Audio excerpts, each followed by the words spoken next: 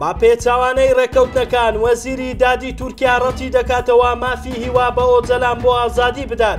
پرۆژەی ڕووناکی لەسەر گیرفانی هاوڵاتیان پەسەند کرا و مەترسیەکانیشی ئاشکرا بوون. وەزارەتی دارایی ئامادەکردنی لیستی موچەی مانگی 5 دەست پێ دەکات، بەڵێنێکی سوودانیش لەم بارەوە ئاشکرا بوو. وەزیری دادی تورکیا ڕایگەیاند پێدانی مافی هیوا بە ئۆجەلان لە ئارادانیە لە کاتێکدا دەوڵەت باخچەلی سەرۆکی گشتی مەهەپە ڕایگەیاندبوو ئەگەر ئۆجەلان پەکەکە هەڵبۆشێنێتەوە زەمینە سازی دەکەن بۆ ئەوەی لە مافی هیوا سوودمەند بێت.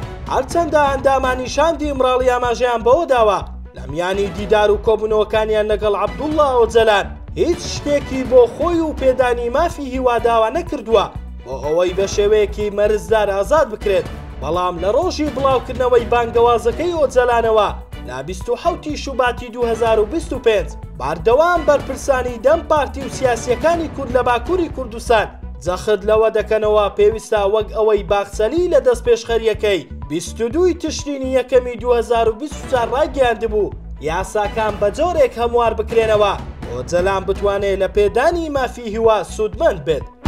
ئەمڕۆ لە کۆبوونەوەی ئەنجومەنی وەزیران بە کۆی دەنگ بە گوێرەی میدیای سەرۆکی حکوومەت پرۆژەی ڕووناکی بۆ کارەبای 24 کاتژمێری پەسەند کرا. بەپێی لێکدانەوەی شارەزایانیش ئەو نرخانەی دانراون بە تایبەت بۆ وەرزەکانی زستان و هاوێن خەرجیەکی زۆر دەخاتە سەرگیرفانی هاوڵاتیان بە جۆرێک ئەگەر لە وەرزی زستان و هاوێن هاوڵاتی بە شێوەی ئاسایی کارەبا بەکار بهێنێت مانگانە سەروی 100,000 دیناریان بۆ دەگەڕێتەوە. ئەوە لە کاتێکدایە پێشتر حکوومەت یارێن بەڵێنیدا بەهۆی هەبوونی ناڕەزایەتیەکان نرخی کارەبای پرۆژەی ڕووناکی کەم بکاتەوە، بەڵام تەنها ئەو بەشە کەم کراوەتەوە کەوا بەکارهێنانی خوار 400 کیلۆوات دەگرێتەوە کە ڕێژەیەکی کەمی هاوڵاتیان لەو ڕێژەی کارەبا بەکار دەهێنن بەهۆی زۆری پێداویستیەکانیان لە وەرزی زستان و هاوێن.